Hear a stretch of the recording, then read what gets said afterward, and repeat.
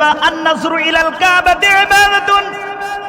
আল্লাহর রাসূল সাল্লাল্লাহু আলাইহি ওয়াসাল্লাম বলেন, এই কাবাঘর হলো এত মর্যাদাপূর্ণ, এত সুসম্মানিত, যে ব্যক্তি খানায় কাবার দিকে তাকাবে আল্লাহ পাক রব্বুল আলামিন তাকানোর সাথে সাথে সগীরা গুনাহগুলো আমলনামা থেকে ঝরতে থাকবে। কাবার দিকে তাকাইলে সওয়াব গুনাহগুলো ঝরে যায় আমলনামা থেকে। সুবহানাল্লাহ। এখন প্রশ্ন আসে, এই কাবার নামটা কেন আল্লাহ কাবা রাখছেন? সুবহানাল্লাহ বলবেন না? এগুলো আমার বানানো কথা না, এগুলো তাফসীরের কিতাবের ব্যাখ্যা বিশ্লেষণগুলো আমি আপনাদের সামনে উপস্থাপন করছি। মুফাসসিরিনে কেরামের দৃষ্টিভঙ্গিটা, এই কাবাকে কেন কাবা নামকরণ করা হয়েছে,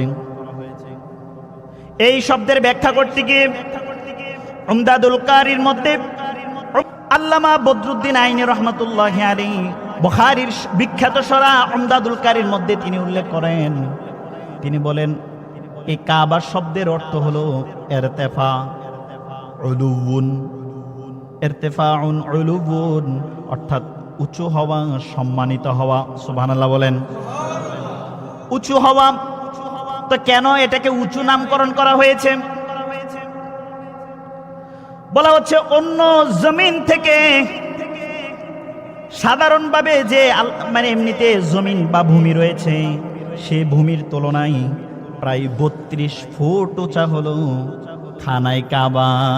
সুবহানাল্লাহ বলবেন না? অন্য সাধারণ জমিন চাইতে কতটুকু উঁচা? 32 ফুট উঁচা। সেই জন্য এই দৃষ্টিকোণ থেকে এই শব্দকে কাবা নামে নামকরণ করা হয়েছে।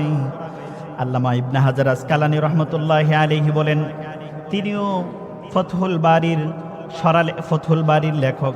ফতহুল বারির লেখক হলো আল্লামা ইবনে হাজার আসকালানী রহমতুল্লাহি আলাইহি। তিনি বলছেন এই খানায় কাবা, কাবা এর জন্য নামকরণ করা হয়েছে। কাবা শব্দের একটা অর্থ হলো অধিক সম্মানিত, অধিক মর্যাদাবান হওয়া। সুবহানাল্লাহ বলবেন না? আল্লাহর জমিনের মধ্যে যতগুলো মসজিদ রয়েছে, সবচাইতে সম্মানিত মসজিদ, মর্যাদাপূর্ণ মসজিদ, যেখানে 1 রাকাত নামাজ পড়লে আল্লাহ পাক রব্বুল আলামিন 1 লক্ষ রাকাত নামাজের সওয়াব দিয়ে দেন। সেই জন্য এই কাবাকে কাবা নামে নামকরণ করা হয়েছে। সুবহানাল্লাহ বলবেন না?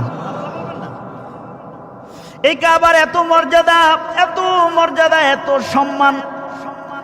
1 রাকাত নামাজ ওই খানায় কাবার পাশে পড়লে আল্লাহ তাআলা আপনার হেরাম শরীফের আওতার ভিতরে যদি আপনি পড়েন, 1 রাকাতে কয় রাকাত? 1 লক্ষ রাকাত। সুবহানাল্লাহ। 1 লক্ষ রাকাতের সওয়াব আপনার আমল নামায় দিয়ে দিবেন কে? এই জন্য কাবা এত সম্মানিত, এত মর্যাদাবান।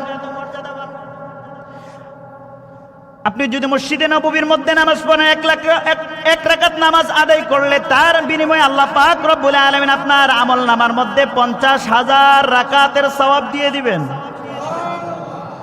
আর যদি আপনি মসজিদে আকসার মধ্যে গিয়ে নামাজ পড়েন, তাহলে আল্লাহ পাক রব্বুল আলামিন 1 রাকাতের বিনিময়ে আপনার আমল নামার মধ্যে 25,000 রাকাতের সওয়াব দিয়ে দিবেন। আর কোন মসজিদের জন্য এটা প্রযোজ্য নয়, মাত্র 3টা মসজিদ। সুবহানাল্লাহ। তার মধ্যে সবচাইতে বেশি মর্যাদাবান কোনটা? কাবা, খানায় কাবা। সেজন্য আল্লাহ পাক রব্বুল আলামিন আল্লামা ইবনে হাজার আসকালানী রহমতুল্লাহি আলাইহি বলেন, যেহেতু এটার মধ্যে সওয়াব বেশি, এটার সম্মানের কারণে আল্লাহ পাক রব্বুল আলামিন সেই জন্য এটার সম্মানের দিকে তাকাইয়া এটার নাম রেখেছেন কাবা।